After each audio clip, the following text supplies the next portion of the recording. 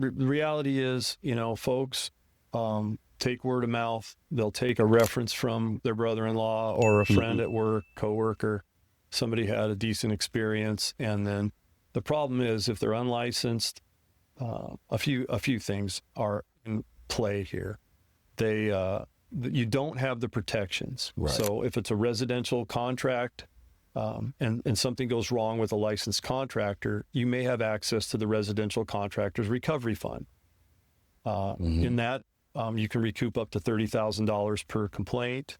If there's multiple complaints against a license, the cap is $200,000. But there's an opportunity there if you are wronged by a contractor and they are found through our process to have wronged you, you may qualify for that. Absolutely doesn't count if you're dealing with an unlicensed entity.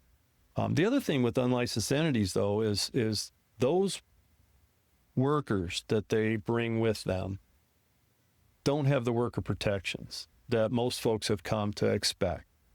Industrial insurance, workers' compensation, Social Security, all those things that most of us, when we work, think are part of the program. Those folks aren't protected by that. So one of our goals is to maintain worker protections. We work very closely with the Industrial Commission as well. Great relationship with them, but it's really important. You're going to pay more for a licensed contractor typically than you are for these unlicensed entities. Some of them are going to be fly-by-night, and you're really at risk. You have recourse when you hire a licensed contractor. You can hold them accountable. And it goes a long way because, especially as our fix and flippers, yes, we want to make a profit, but at the end of the day, it might be more expensive, like you said, to go with a GC, but it's the right way to go. It's going to save you headaches. Even when you go to sell the house, and if something goes wrong in the future with that family, it can come back to you. So I think it's well worth it. You just got to buy a little bit cheaper than you normally would if that's your thing. So yeah, the advice from us would be to hire 100% a general contractor. If you are going to turn a property like that and you don't intend to live in it as your primary home, then hire a general. It's bad for the industry too.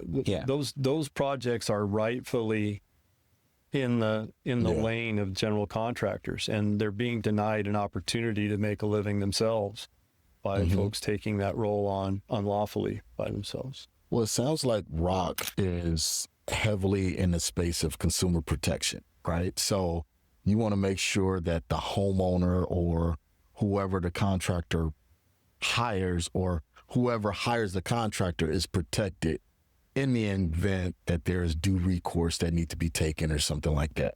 So consumer protection is a big part of what we do, making sure that contractors are following those minimum workmanship standards and that they are following the letter of the contract that they sign with their customer. But the other aspect of what we do is also protecting our contractors and making sure that they get due process. Right.